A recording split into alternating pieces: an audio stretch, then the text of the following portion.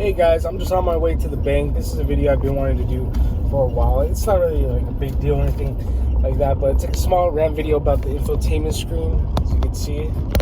The infotainment screen, it has a lot of issues with it. Because from what I read, it's because I have a 2014 Chevy Silverado. So it was like the first year that they came out with this infotainment screen, like the Mylink stuff. This video just to see if anybody else is having this issue with the Mylink system, and if you guys ever found any fixes or what I should do with it.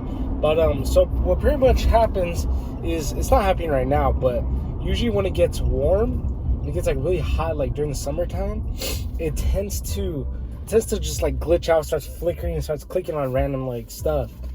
So I just want to know, like, is there a way to fix that? Because I just, like I said, all the reading I've been doing was it's just been on the 2014s or 2015. Let me know down in the comments if you guys have any solutions to this problem or what the deal is.